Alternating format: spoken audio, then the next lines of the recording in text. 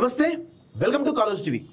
తెలంగాణ రాష్ట్ర సాధన అనేక మంది బడుగు బలహీన వర్గాలకు సంబంధించినటువంటి వ్యక్తుల త్యాగాల పునాదులపైన తెలంగాణ ఏర్పడింది అనేది వాస్తవం.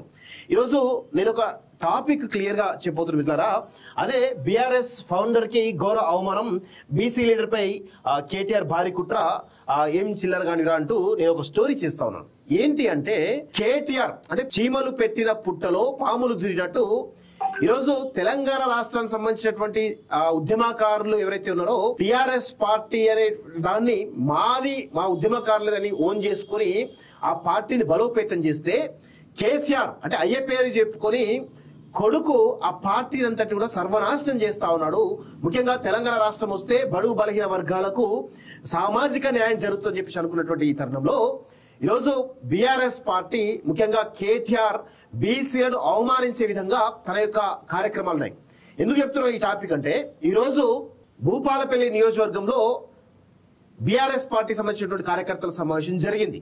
అయితే భూపాలపల్లి నియోజకవర్గం అనేది తెలంగాణ రాష్ట్రానికి వరంగల్ జిల్లా కేంద్రంగా ఈరోజు ఒక ప్రతి ఉద్యమ సంబంధించినటువంటి కార్యకలాపాల్లో భూపాలపల్లి కూడా ఒక కీర్తి గడించింది.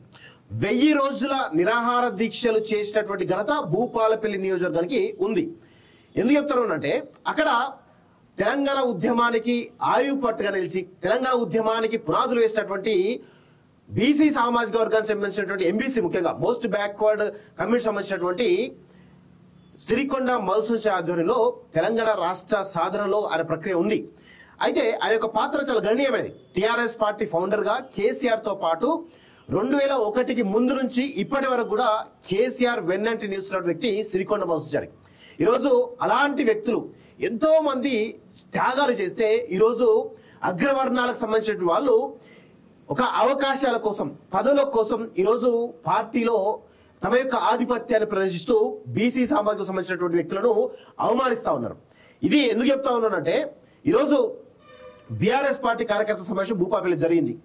బీఆర్ఎస్ పార్టీ గతంలో టిఆర్ఎస్ పార్టీ ఉండే 2014లో ఆ యొక్క భూపాలపల్లి నియోజకవర్గం నుంచి గెలిచి తెలంగాణ బావుట ఎగరేసినటువంటి సిరికొండ మధుసూదన్ తెలంగాణ రాష్ట్రానికి తొలి శాసనసభ స్పీకర్ గా, అదేవిధంగా భూపాలపల్లి జిల్లాను జయశంకర్ భూపాలపల్లి జిల్లాగా నామకరణం చేయడంలో కావచ్చు, లేదంటే 2500 కోట్లతోటి భూపాలపల్లి నియోజకవర్గాన్ని అన్ని విధాలుగా డెవలప్ అభివృద్ధి చేసినటువంటి ఘనత సిరికొండ మధుసూదన్. ఆనాడు కేసీఆర్, కేటీఆర్, హరీష్ రావులకు ధీటుగా భూపాలపల్లి నియోజకవర్గాన్ని అభివృద్ధి చేసినటువంటి ఘనత సిరికొండ మధుసూదన్.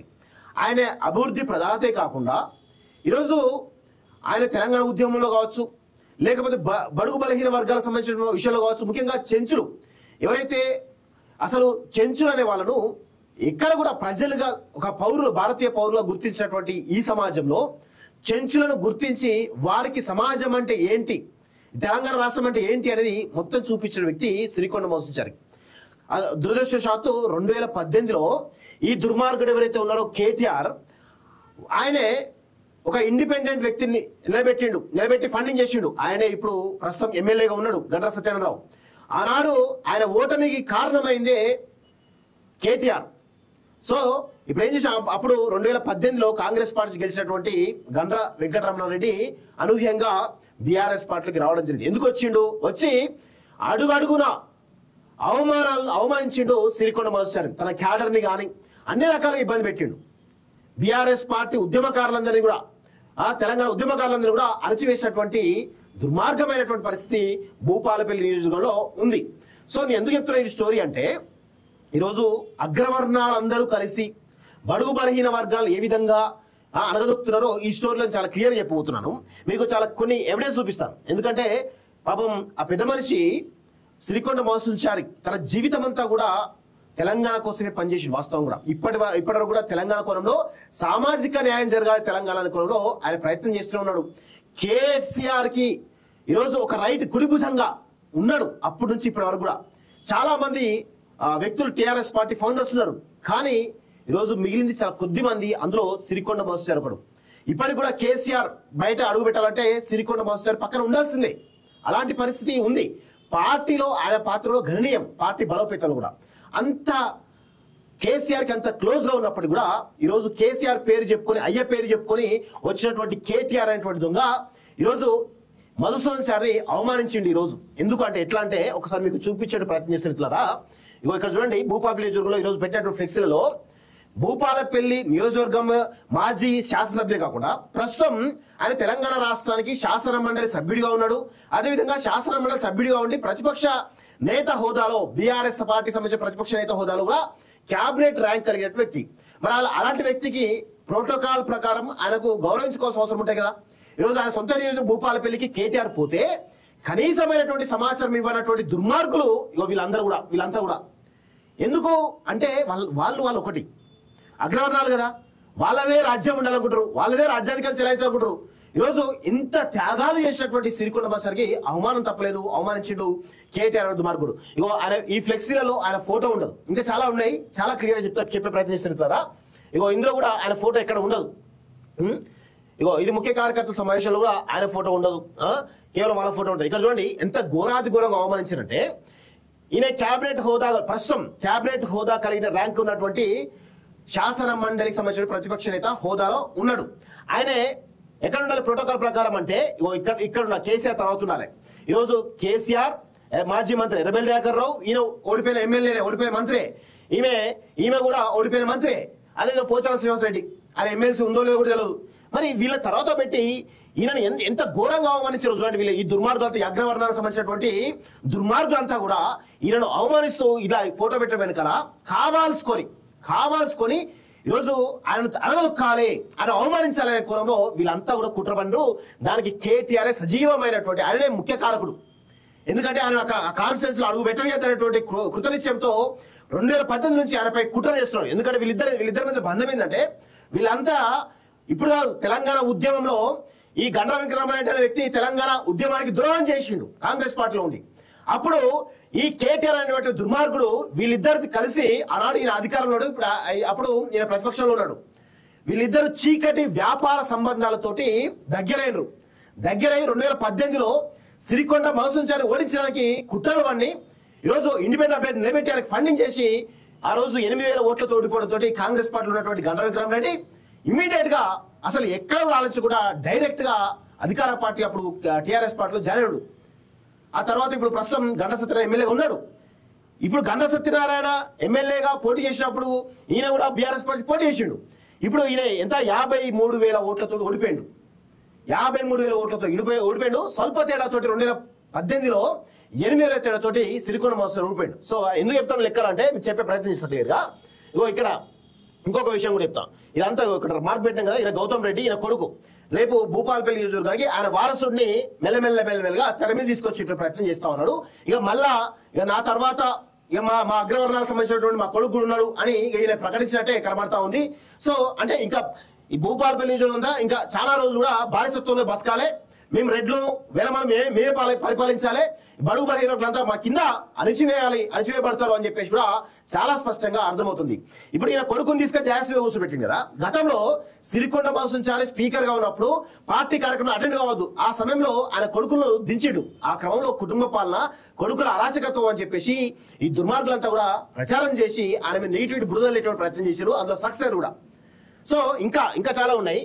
ఇక్కడ చూడండి, వాళ్ళేమో వాళ్ళ కొడుకులను ఇప్పుడు గండ్ర వెంకటరామరెడ్డి కానీ ఇంకా మిగతా అగ్రవర్ణాలకు సంబంధించిన వాళ్ళేమో కొడుకులను తీసుకొస్తారేమో అది వారసత్వం అవుతుంది. కానీ బీసీ సమాజం సంబంధించినటువంటి సిరికొండ మధుసూదన్ వాళ్ళ కొడుకులను తీసుకొస్తే మాత్రం అది కుటుంబ పాలన అవుతుంది. ఇంకా వాళ్ళ ఏ చిన్న అసలు మైనర్ తప్పులు, అవి అసలు తప్పులని కూడా వాటిని కార్యకర్తలు పట్టించుకో పరిస్థితులు ఉంటే మొత్తం కంప్లీట్ గా వాళ్ళ బయట బురదలేటువంటి ప్రయత్నం చేశారు ఈ దుర్మార్గులు. అయితే గతంలో 2022-23 సమయంలో పార్టీ కార్యకర్త సమావేశం అప్పుడు జరిగింది. అప్పుడు సిరికొండ మధుసూదన్ గురించి ఒక కేటీఆర్ ఏమన్నాడు ఒకసారి చూద్దాం, విందాం ఒకసారి. ఆనాడు ఏమన్నాడు, ఆనాడు స్పీకర్ మధుసూదన్ మీరు ఓడగొట్టుకున్నారని చెప్పేసి అన్నాడు కదా. చూడండి,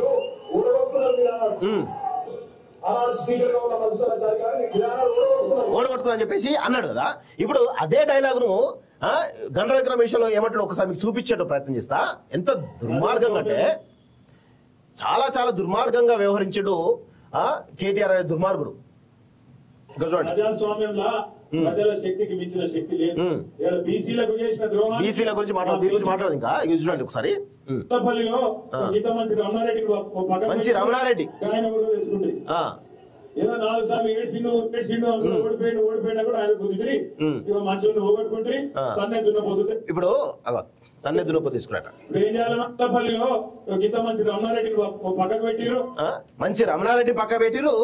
ఎవరో దున్నపోతు తెచ్చని చెప్పేసి ఆయన అంటా ఉన్నాడు కదా.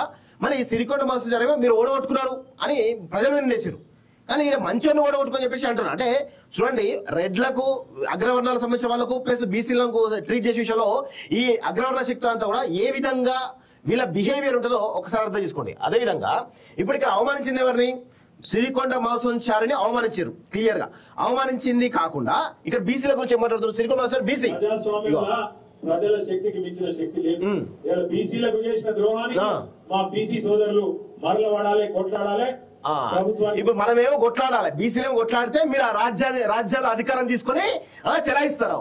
మరి సిరికొండ మాస్టర్ బీసీ కదా, మరి ఆయన కనీసం గౌరవించాల్సిన బుద్ధి జ్ఞానం లేనటువంటి చిల్లర కాని వాడు. నేను అందుకే అంటున్నాను, ఏం చిల్లర కాని నా కేటీఆర్ నాకు అర్థం కాదు. ఏం చిల్లర కానివి?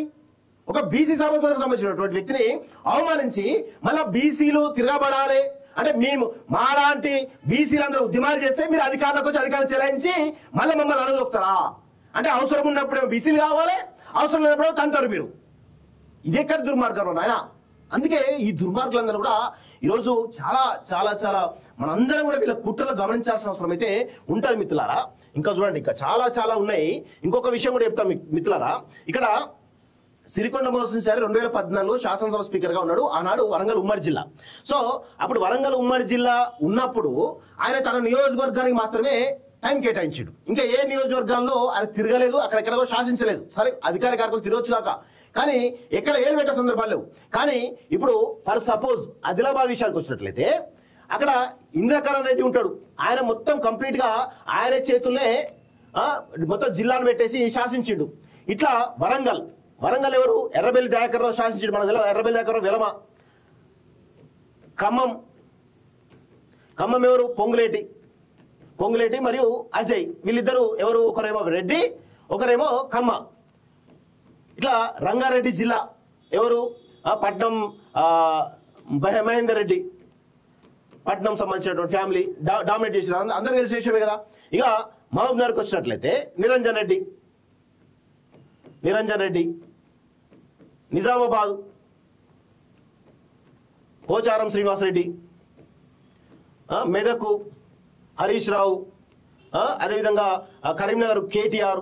ఇట్లా మొత్తం ఉమ్మడి జిల్లాలన్నీ సాధించి కూడా అగ్రవర్ణాలకు సంబంధించిన వ్యక్తులే. ఇప్పుడు ఏం చేశారు? ఇంద్రకరణ్ రెడ్డి ఎక్కడున్నాడు?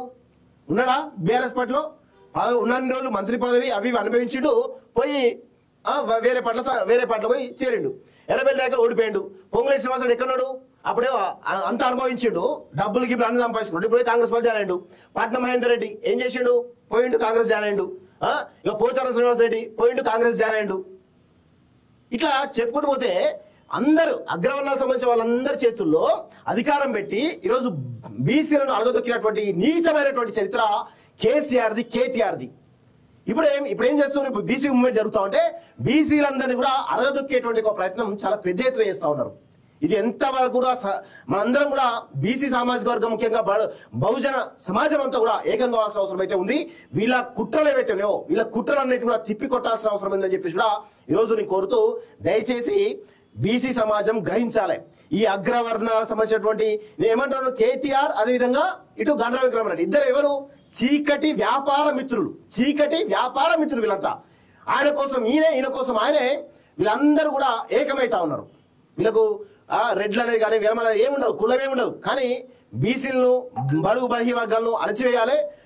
వాళ్ళ త్యాగాల పునాదుల పైన అధికారం చెల్లించిన దృక్పథం ఉంటుంది. దాని అందరం కూడా గమనించాలని చెప్పేసి కూడా కోరుకుంటూ, దీనిపైన బీసీ సంఘాలు కూడా ఖచ్చితంగా దీనిపైన రైజ్ అని చెప్పేసి కూడా నేను కోరుతా ఉన్నాను మిత్రులారా. చూస్తున్నాండి collective. Thank you very much.